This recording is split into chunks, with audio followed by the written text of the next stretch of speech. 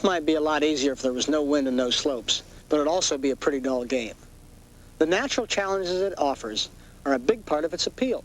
But to fully meet them, you have to know a lot more than one basic golf shot.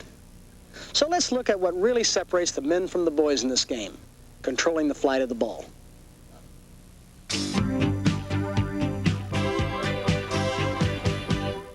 The most frequently hit shot in golf is the slice or fade. It may surprise you to know, for the greatest part of my professional career, my favorite shot was the fade. Why did I hit a fade most of my career? Well, first of all, the straight shot is not only the hardest shot to hit in the game of golf, but the only time it'll go at the target is when you hit it. Otherwise, it's going to be moving away from the target with a hook or a slice.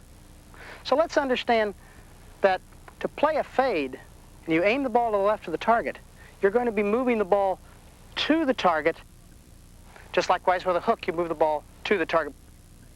Now, to hit a fade, all that I do is instead of having the club face square at address, I open the club face slightly at address, and then I aim slightly to the left of the target.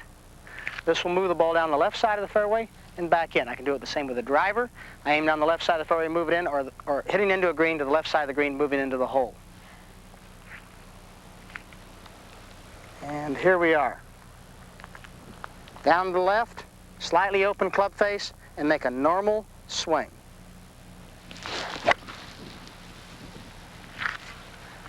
Should produce a nice little left to right fade. Now, how much do you open the club face? Well, that's a matter of personal preference, and the only way you can find out is for you to get on the practice tee and experiment a little bit for yourself.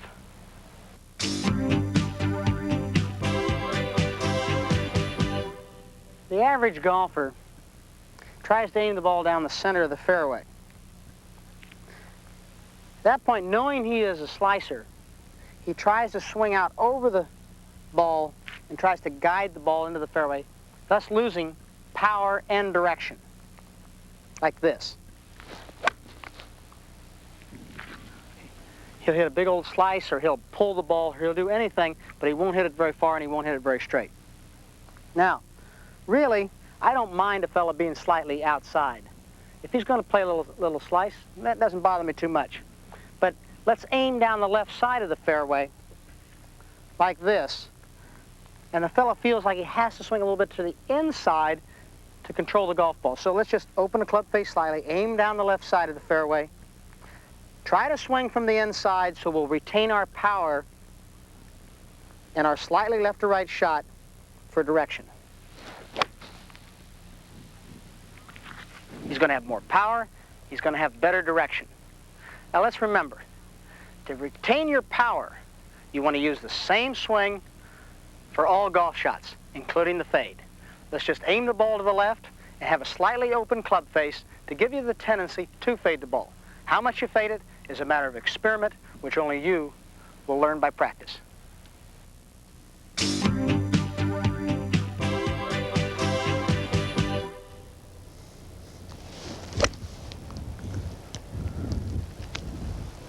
If you want a little more distance and still control the golf ball, you should learn how to play a draw. To hit a draw, I think you should first understand what produces a draw. A draw is produced not by coming in to the ball with a square club face, but by coming into the ball with a closed club face, or the club face turned in at impact. Now, I don't want to change my golf swing to play a draw. What I want to do is make exactly the same golf swing that I've made with every other golf shot, but by the turning of the club face in, I will take loft off the club and produce a little extra distance, produce a spin that will make the ball go to the left, and to compensate for that, I aim slightly to the right of the target. And depending on how much I want to draw the ball is how much I aim to the right of the target and how far I turn the club face in. Well, what should that do? Well, as you look down the line of the target, that should make the ball go left. So let's aim to the right of the target to compensate for the closed club face. Now, all I want to do from there is make a complete golf swing. And this is what should happen.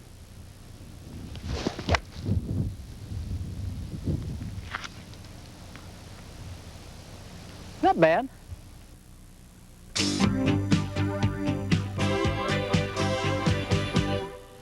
how does the average golfer go about hitting a draw? Well, he's been taught to, first of all, move his left hand over here, move his right hand under here, okay? Now, he's going to close his stance. He's going to bring his right foot back. Well, now he's got to take the club to the inside, which he pulls it back in here, and then he's got to make sure as he goes through the ball, he's got to roll his wrists over to close the club face, and it looks something like this. Oh boy, wasn't that a nice, pretty little draw?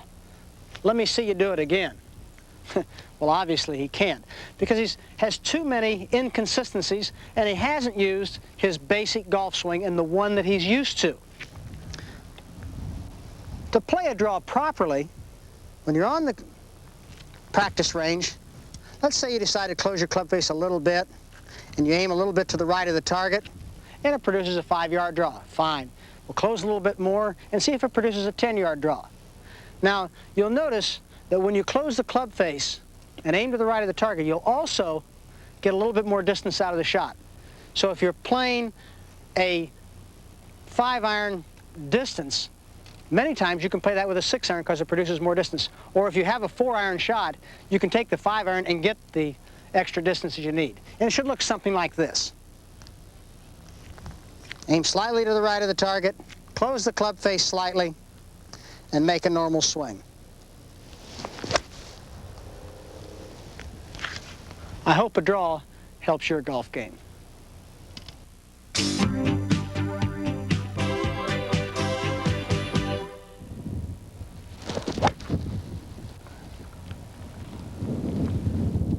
Hitting the ball high, it's really not that difficult to do if you understand the principles, and it can really be a lot of fun. I think probably the most enjoyable and satisfying shot I can play in golf is when I'm behind a tree or an obstacle in trouble, and I'm able to get the ball up quickly and fly it to the green, particularly with a long iron. I have here a 1-iron in my hand, and let me show you how I go about hitting the ball up in the air.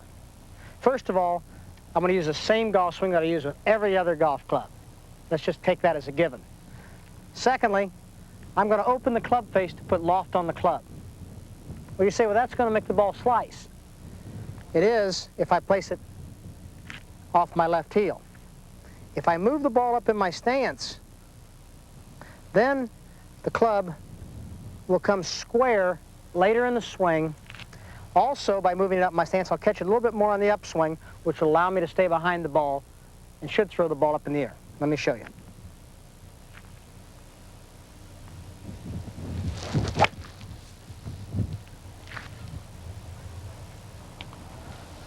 Well, you might say that that'll also make the ball go shorter. Well, it does. So when you're hitting up over an obstacle, you probably need one more club to play that high shot. But also remember, when you're playing downwind is the other reason you're going to play a high shot, to stop the ball quickly on the green, so that the wind will compensate and give you the extra distance you need, and the high shot will stop the ball quickly.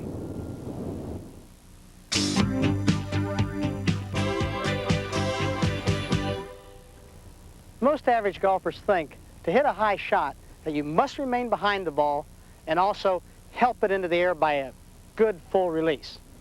Well, they're absolutely right, but the way they do it is that they leave the ball at the same place in their stance. They get behind the ball by going back to the right foot and then staying there and releasing from the top of the swing, which is casting. Something like this. Of course, they always finish the swing. Well, obviously, what's happened there is that the average golfer has lost power because he stayed behind the ball too long. He stayed on his right foot. He's casted his swing because he didn't move to his left side. What he should have done was move the ball up in a stance, opened his club face slightly. This keeps him behind the ball by moving the ball up. It also puts the loft on the club to get it up in the air. He was right, he must release it. But he moves to the left side so he gets his power too. Something like this.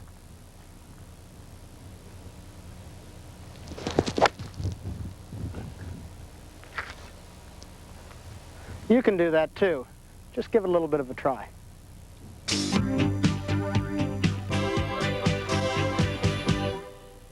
When playing in the wind, it really makes the game a lot more fun if you understand why and how to play low shots.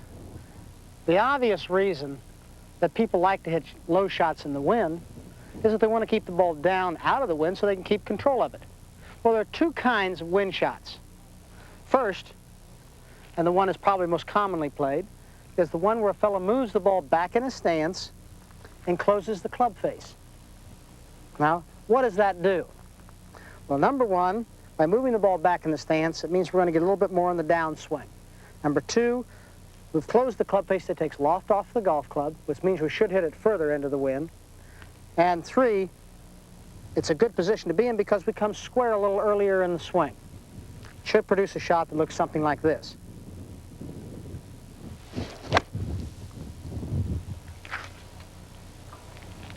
Now, the second method of hitting a ball low comes from taking exactly the same swing that you'd normally take with any other shot. All you do is reduce the length of the golf club and take a longer club, meaning if you have an 8-iron shot, maybe take a 6-iron and go down the shaft 4 or 5 inches and do exactly the same thing you would with any other golf shot. What does this do? Well, having less loft will keep it lower, the shorter shaft will make it go shorter, and you're not really hitting the ball quite as hard because you don't have as long a shaft, and you're going to produce less spin, which will throw the ball or keep the ball lower in the air. So here we are. Right here, normal swing.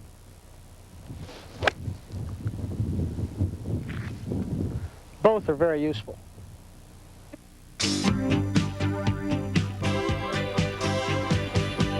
The average golfer, not enough club in his hand, and hits it too hard in the wind.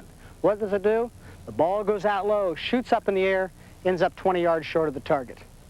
Well, what he really wanted to do was use a combination of the two things I just talked about, the two lessons. One, you move the ball back in your stance, close the club face. Two, go down on the shaft. If you have a long iron shot, let's say a 1 or a 2-iron, and you move the ball back in your stance, you're not going to put a lot of spin on the ball, so you don't have to worry about shooting up in the air. And by closing the club face, you're going to put a slight draw on it, which will also help keep the ball down. As the shot gets shorter, the club length should vary. In other words, if I've got a 5-iron shot, I should be using a 3 or 4-iron going down the shaft. As I go to an 8-iron, I need a 6-iron and go down the shaft. As I get up to the 9 or the wedge, I take even a 7 or an 8 and go way down the shaft to take the spin off the golf ball and to be able to control it. I've got a 6-iron here. I'm going to play an 8-iron distance shot. And when you do that, you'll have a lot more fun playing in the wind because you're going to control the golf ball.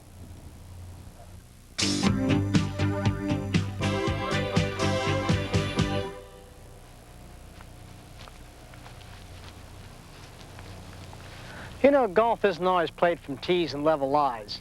Sometimes we get an uphill lie, and that can be a lot of trouble. Let me show you how I play it. An uphill lie can be a very awkward shot. So to try and play the shot, I try to make sure that I do as many things with my body, the club, and my swing that will simulate being on a level lie. First of all, being on an uphill lie will put more loft on the golf club.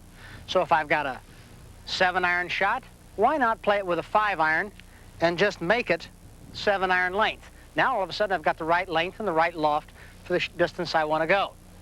Secondly, I really try to use the same golf swing, and I want to place the ball pretty much the same place in the stance. But I'm going to try to shift my weight so that I can make the things happen at the right time. Meaning, if I move my hips a little bit forward, that sets the weight a little bit more towards my left foot and making it easier for me to get off my right foot. I'm going to keep the weight and my hips up there a little bit. To help that, I'm also going to take the angle of my body and try to get it perpendicular to the slope. So that sets myself here with my hips up here, which should allow me to come fairly level into the ball. Okay, let's see what happens.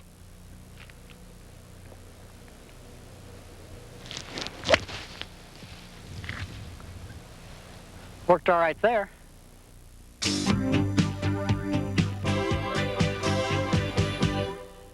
The average golfer tries to play an uphill shot in one of two ways. Usually, he will try to make sure that he gets the ball first. He tries to get his weight up on his left foot. So he moves way up here on his left side, and he hits. And what does he do is he just drives the club into the ground, and the ball never really gets up or goes anywhere.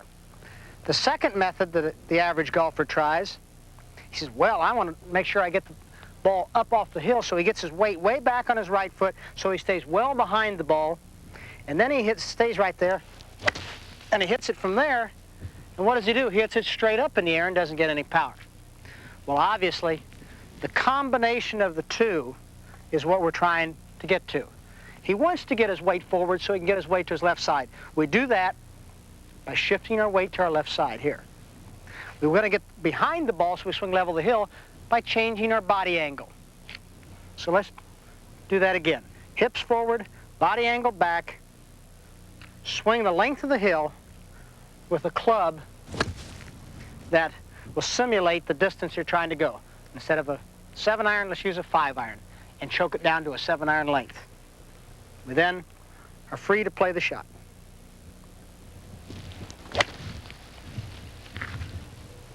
I hope that helps you play a few uphill shots the next time you're on the course.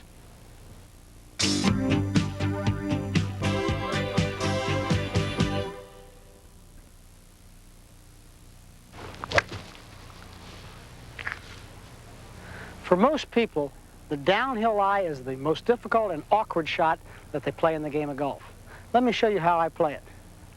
The downhill shot is a difficult and awkward shot for a variety of reasons. The main reason being is that you're going to have a shot where you're going to be reducing the loft off of the golf club, meaning you're going to have to take a shorter club to play the shot, and you don't have the luxury of being able to lengthen the golf club.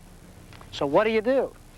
Well, you try to create as many things as possible to be able to compensate for that factor and still get the ball into the air. First of all, I'm going to try to make my body angle fit the hillside.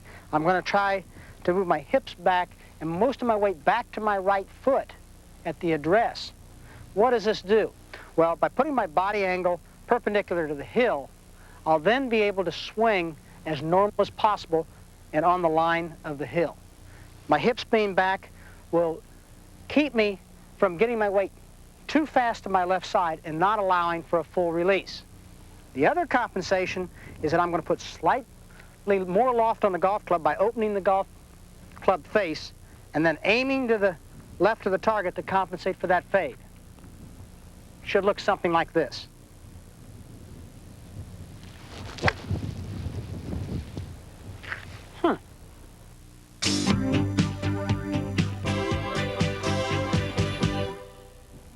I know this is a complicated lesson, but the problem in playing a downhill shot is to get the ball in the air. The average golfer will try two ways of getting the ball in the air. One, he tries to get behind it, and what happens? Well, he hits about 8 inches behind it. The second thing he tries to do, he says, I don't want to hit behind it. I want to make sure I get the ball first. So he leans all his weight down on his left foot, and then he hits it. Yeah, he might catch the ball solidly, but he drives it right on into the ground. Doesn't get any elevation, he can't get a result out of the shot. So let me review a little bit of the things we're going to try to do to get the ball in the air. And that's the important thing on a downhill shot. One, we're going to open the club face slightly. That puts more loft on the club. We're going to take more club than you might normally want to compensate for the downhill lie. We're going to open our stance slightly to allow us to play a slight fade because of the open club face. We're going to get our body angle perpendicular to the hill, and we're going to get the majority of our weight centered back so we don't get to the left foot too fast. So let's watch that again. Here we are, left, open club face, body angle, and a normal swing.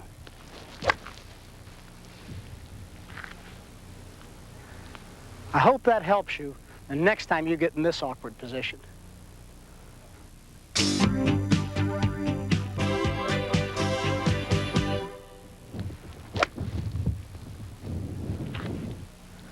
The side hill lie with the ball above your feet.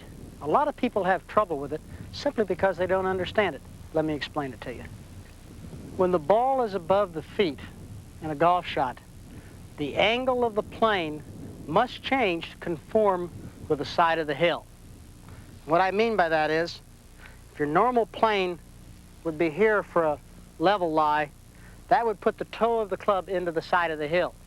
So you really must conform the sole of the club to the side of the hill and swing on that plane. To do that, you need a slightly more erect body angle.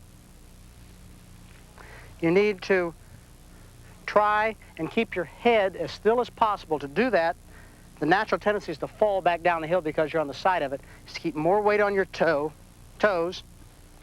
And also, the club, as it swings, will produce a natural hook because the club face will be coming in at a different angle and will naturally throw the ball off of the flat side hill lie to the left. So we aim to the right of the target to compensate. Everything else is the same. Ball to the right of the target, slightly more erect, weight slightly on my toes, and a normal swing.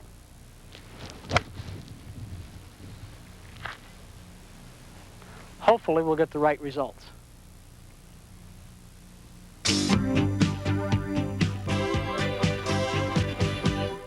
When the average golfer is confronted with a side hill lie, the ball above his feet, he'll generally make one of two mistakes. The first common mistake is he'll try to play it as though he were on a level surface or a flat lie. And what happens, he'll get the toe of the club caught into the hillside,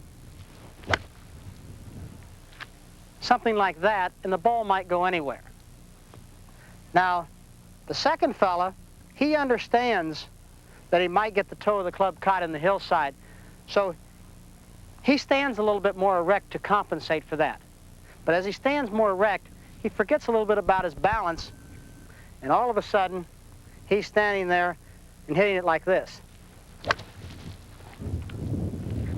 He falls right back down the hillside.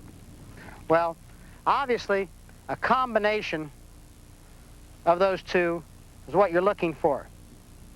You're looking to keep your weight into the hillside. You're looking to keep a slightly more erect posture to be able to fit the plane of the swing to the side of the hill. And remember that because you're on the side of the hill, the ball will probably hook, so you need to aim slightly to the right of the target to allow for the hook. Then you just go ahead and make a normal golf swing.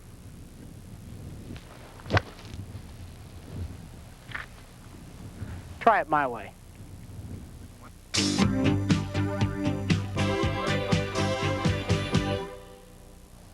The side hill lie with the ball below your feet is one of the most difficult shots in the game of golf. Let me show you why and what to do about it. First of all, if I were playing a shot with the ball above my feet, I could take the club and allow the sole of the club to fit the contour of the hill by moving up the hill. But with the ball below my feet, as I move the club up the hill to let the sole fit the contour of the hill, all of a sudden there's a point where I can only go so far, and the heel then gets in the way. So what I try to do to compensate for this is I try to keep as much weight as I possibly can on my heels and my middle body back as far as I can.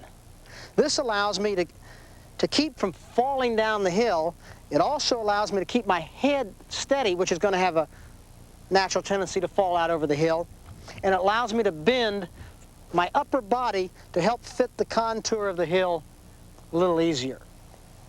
Now, as I bend over, I also find that if I look down at the club, the angle of the face of the club is going to want to come in at such an angle as to produce a slice. So I should aim to the left of the target and just allow it naturally to happen. This is where I get the extra help that I've needed, in that by moving around on the hill, I'll be able to come up the hill with my swing a little bit more, and this will allow me to avoid, as much as possible, catching the heel of the club in the ground. So here's what it looks like. Weight back on the heels, bend over at the body, aim to the left of the target, keeping my weight back on my heels, keeping my head steady, and then a normal golf swing.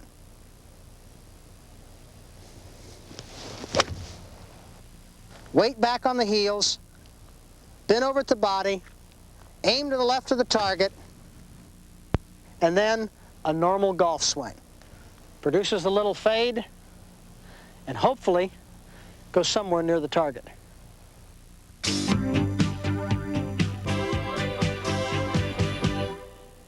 When the average golfer plays a side hill lie with a ball below his feet, he generally finds himself losing his balance and hitting the heel of the club into the ground, and the result is a bad shot. Something like this.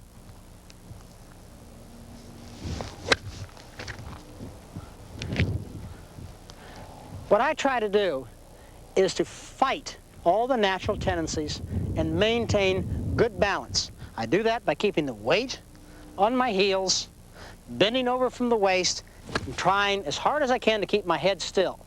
I aim to the left of the target to allow for the natural tendency for the ball to slice, and then I try to swing normally.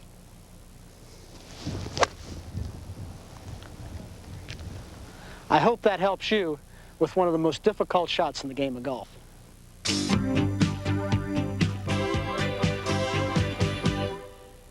Practicing.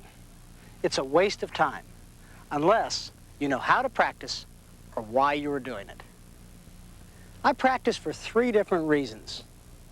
The first is to warm up for a golf round.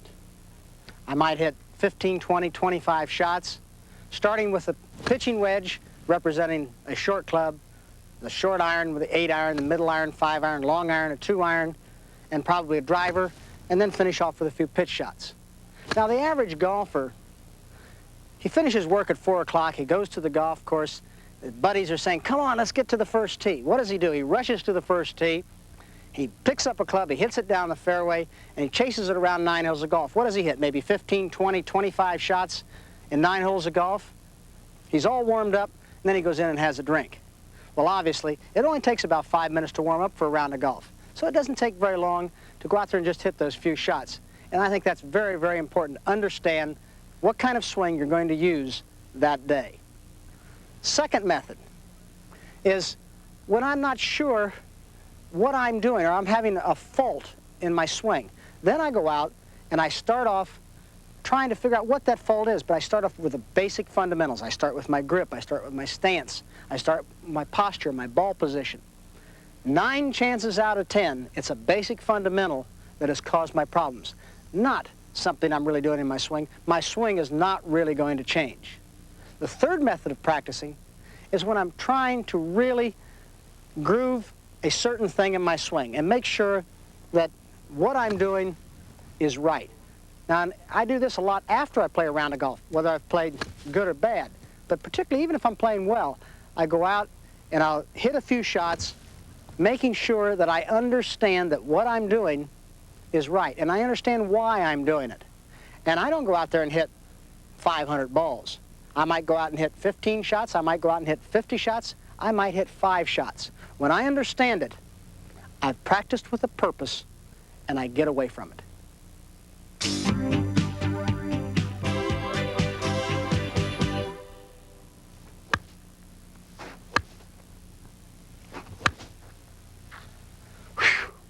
You ever seen that guy in the practice tee?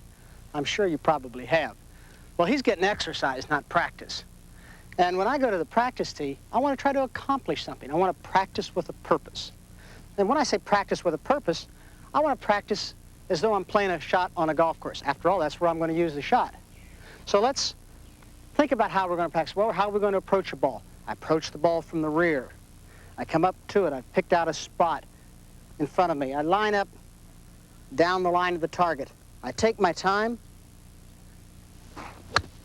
and make a nice smooth swing and try to remain on balance. Now, I'm accomplishing something here. Whether I'm warming up for the round, whether I'm correcting a fault, or whether I'm grooving my swing, I'm trying to accomplish something when I practice.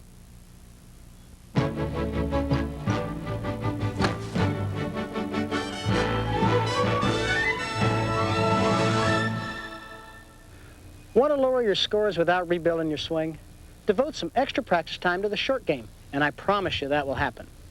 The reason, of course, is that these are the scoring shots, the stroke savers, the area where you can most easily recover from previous mistakes, where your goal should always be to turn 3 strokes into 2 or 2 into 1.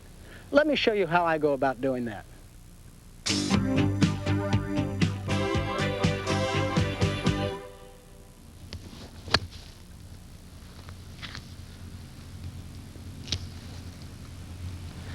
The 50 to 60 yard pitch shot, medium length shot. A shot we all frequently have to play, and I'm afraid we're not as good at it as we should be. Let me show you how I play it. First of all, I play the middle length pitch shot with a sand wedge. As a matter of fact, I play all pitch shots with a sand wedge, as do most of the pros on the tour. Secondly, I want to make sure that I'm as aggressive as I can possibly be with this shot to be able to get as much control on the golf ball, either through spin or through hitting a soft shot into the green. Now, how do I go about being aggressive? Well, I want to make sure that I'm hitting the ball as hard as I can at the bottom and not make it go a great distance, maybe just 50 or 60 yards. Well, if I would hold the club at the end, the ball is going to go a great distance. If I go down the club or down the shaft and reduce the length of the shaft of the club, thus reducing the length of the club, I should hit a shorter shot, even if I hit it with the same power. If I reduce my arm swing from there to here and play the shot with more hands, I'll again not hit the ball as far, but I'll still be able to hit it hard. So let's see how I go about playing the shot. I use a fairly narrow stance to keep my feet nice and loose and being able to be very fluid so that I can be very quick on my feet to be aggressive. Next, I play the ball off my left heel. My head is pretty much over the top of the ball. I grip the club shorter. I make sure I play the shot with a lot of hands, and I'm trying to be very aggressive.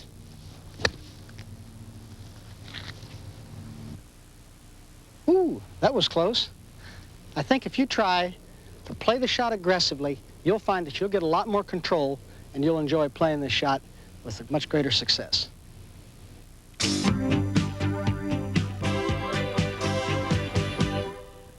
There are quite a few ways that the average golfer has trouble playing a middle-length wedge shot.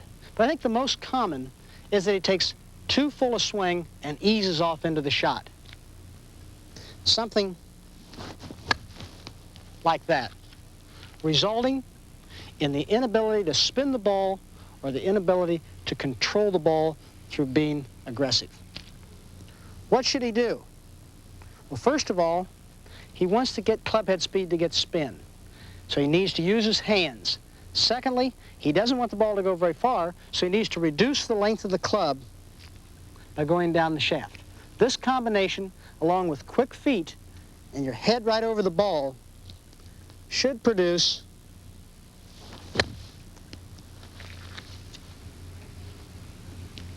a nice little crisp middle-length wedge shot for better control.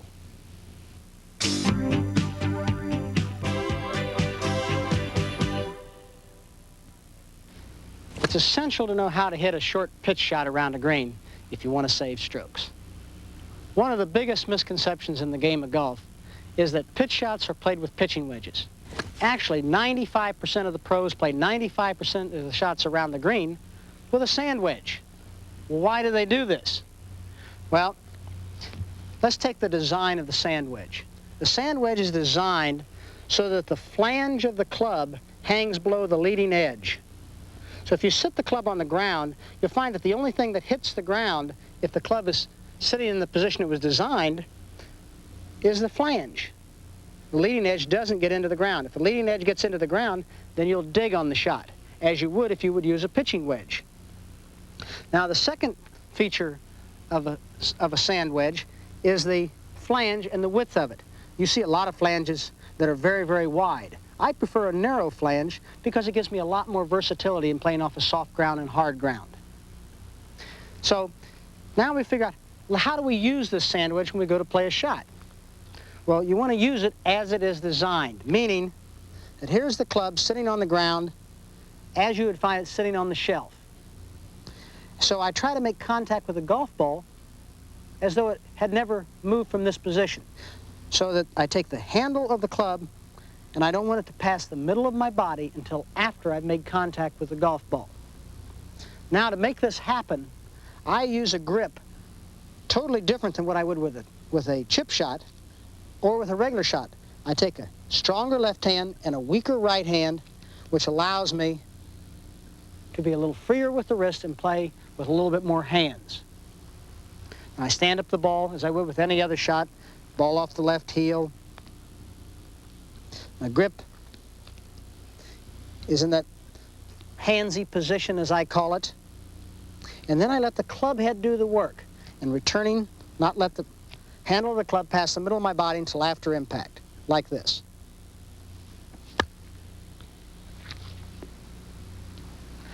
It should help you with a lot of your shots around the green, too.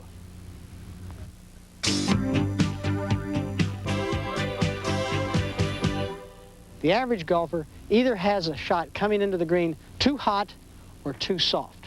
He really doesn't have any consistency on it. He either tries to play the ball back in his stance and drill the ball into the ground, or he tries to play the ball up in his stance and tries to lift it up on the green. Well, obviously, he's not going to be very consistent.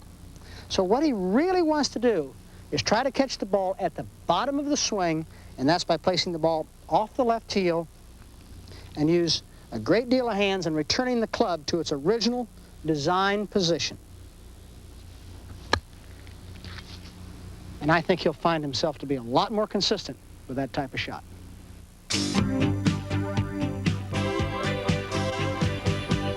Does this shot scare you? Well, it really shouldn't. It's the only shot in golf you really don't have to hit the golf ball first.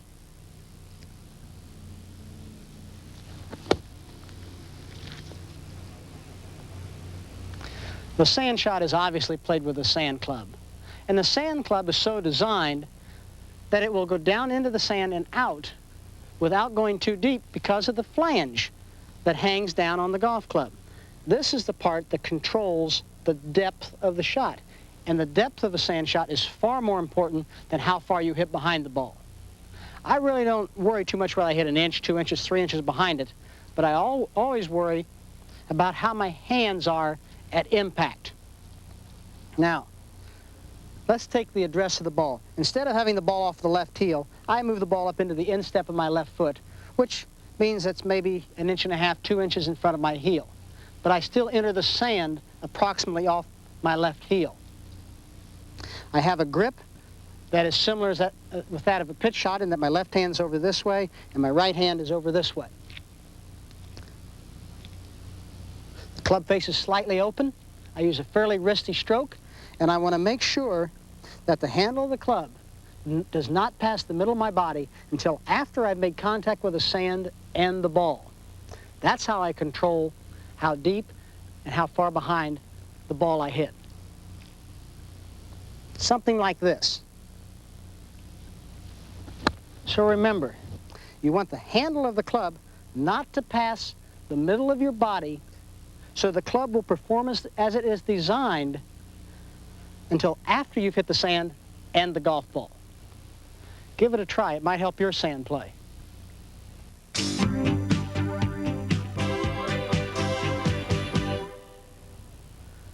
I think the real thing about a bunker shot for the average golfer is that he's terrified of the sand, and he really is afraid to go ahead and just play a nice normal shot and let the club head do the work.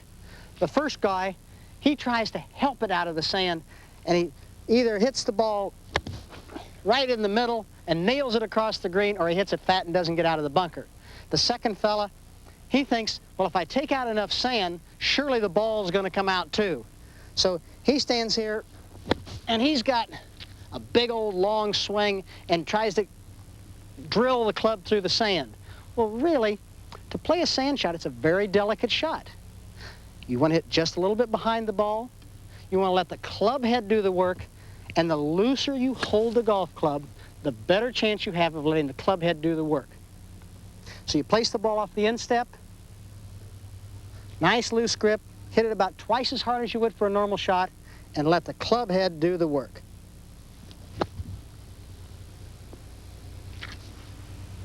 I think your sand play is about to improve.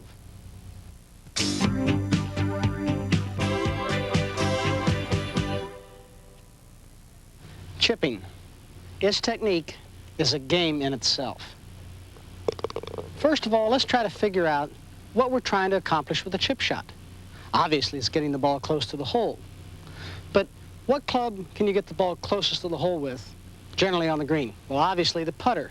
So let's try to simulate a putt as much as possible. So first thing we have to do is get the ball on the green.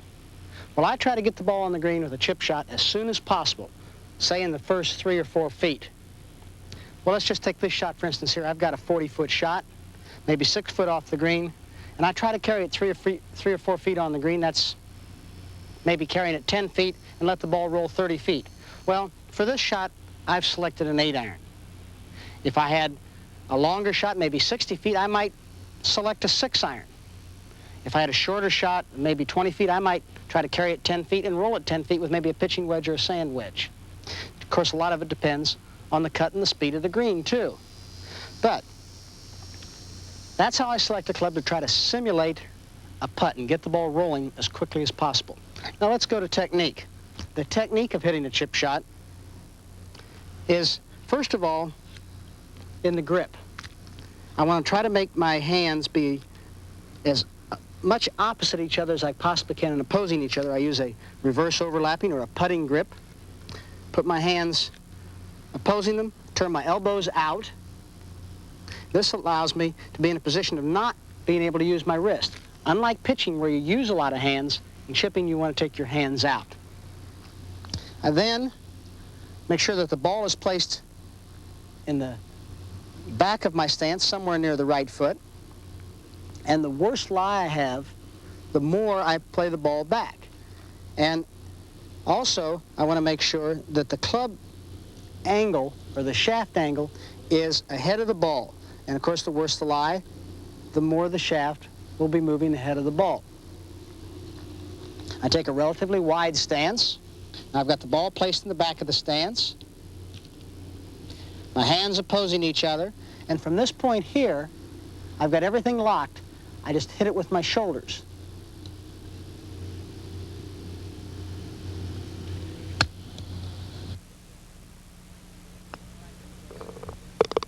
When I do this, I find I have a great deal of control over any chip shot.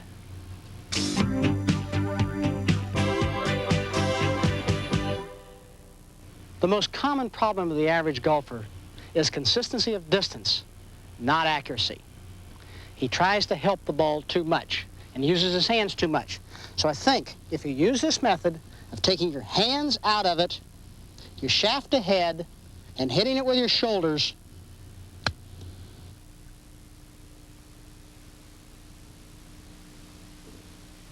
I think your chipping will improve greatly.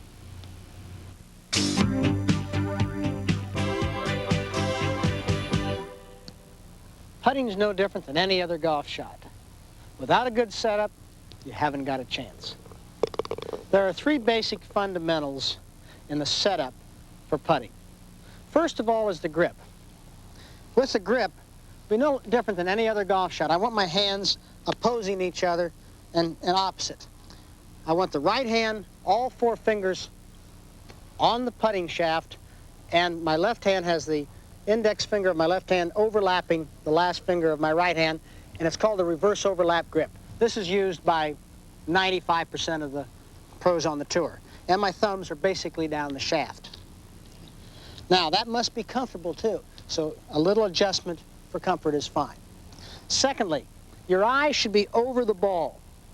Now, the most important part of over the ball is what I call down the line over the ball. It may be a little behind the ball, which is the way I putt, so I can see the line, or, which is probably preferable, but in a way I wish I probably could have putted, is my eyes directly over the ball. That way I have converging lines and cross on the ball, and that will allow me to hit the ball right at the base of the stroke. With my method, I am slightly behind the ball, so that I'm looking down it, and the base of my stroke is a little bit before the ball, which means that I have to make an extra effort to carry my putter through the ball.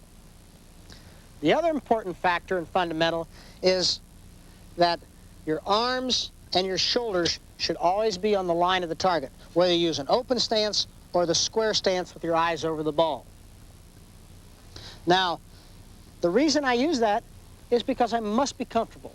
And putting is no different than any other shot. You have to be comfortable to be able to hit the shot properly. So here we are. Reverse overlapping grip, eyes over the line of the target, arms and shoulders down the line, and then it's just a matter of swinging the putter and hitting the putt. I hope it helps.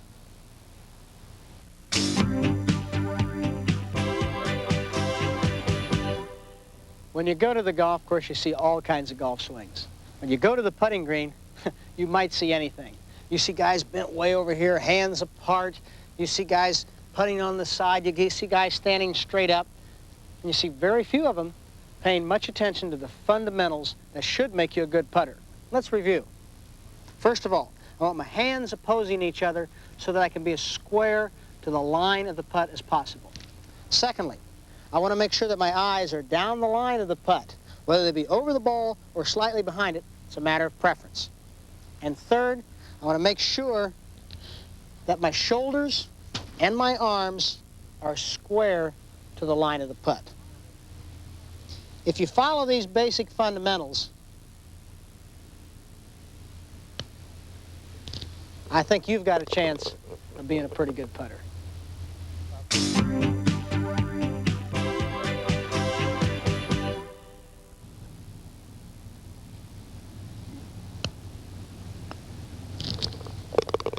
A good stroke is one that is repeated time after time after time. When we're putting, consistency becomes the name of the game. Being able to strike the ball solidly time after time. And I think there are two elements that I think are very important in my stroke that could help you develop your stroke and be a better putter. First of all, is I try to make sure that I putt with my arms and shoulders. I generate my power from my arms and shoulders, and I use my hands for direction only. Once I set my hands, I then allow the arms and shoulders to dictate how hard I'm going to hit the ball. Secondly, is that the pace of the stroke or the tempo of the stroke is developed by the swing of the putter, the weight of the putter swinging back and forth. In other words, if I have a short putt, I take a very short swing and I let the putter swing back for short. If I have a longer putt, it swings longer. But the weight of the putter dictates the pace of the stroke. I put those together, and I should be more consistent. It should look something like this. Here I am over the ball, and I'm thinking, okay, I've got about a 12-foot putt. I want to make sure that I swing with my arms and shoulders, and I want to swing the club back a reasonable distance so that I can swing it through with the weight of the putter and cause the ball to roll over slowly and evenly and stay on the ground and give myself a much better chance to be consistent to make all the putts that I need to make when it's important.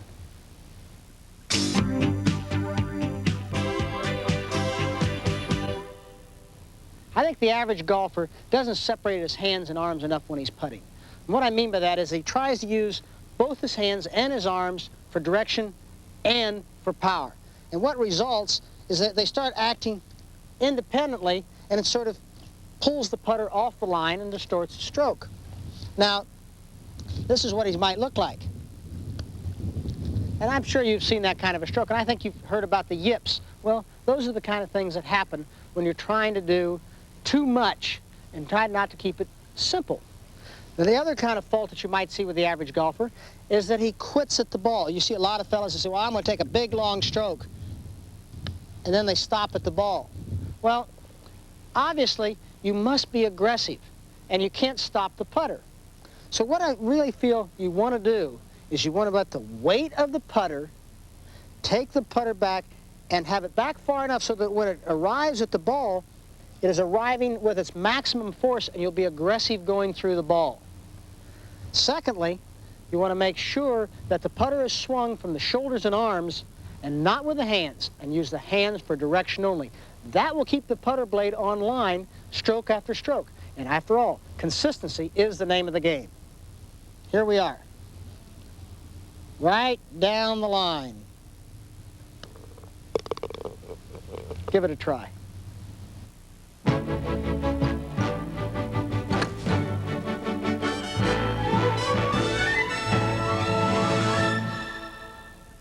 The most fortunate thing ever to happen to me as a golfer was meeting an exceptional teacher almost as soon as I started playing.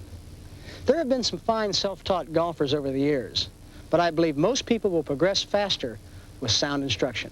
My teacher throughout my entire career has been my good friend, Jack Grout, and I've invited him along to offer his thoughts on that and other aspects of this great game.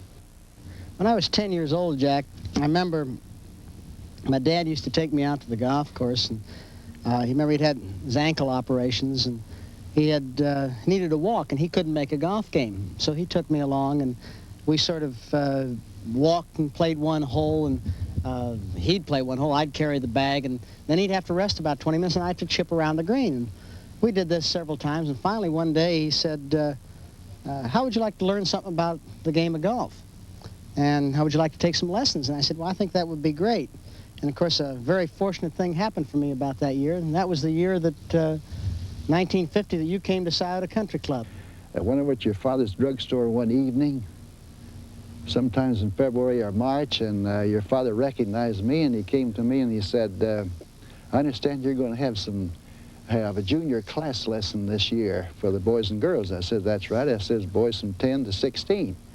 He said, well, I have a son 10 years old. I would like for him to be in your class lessons. And I said, all he has to do is when school is out in June, is I'm going to have a couple of women up there to take the boys' names and the girls' names down and start the class lessons on a Friday at 10 o'clock.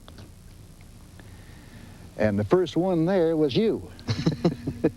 Well, Jack, if you were going to start a junior class, like you did 33 years ago, how do you start a youngster? How do you get him started? Well, first thing I do, Jack, is get the grip. That's the most important part of the swing. I'm positive of that. And be as plain as I could, I would say that if you walked into any first tee in any golf course in the United States or America or all over, and you saw the first 100 people hit a ball, 99 of them would have a poor grip. So I've always been concerned with the grip first.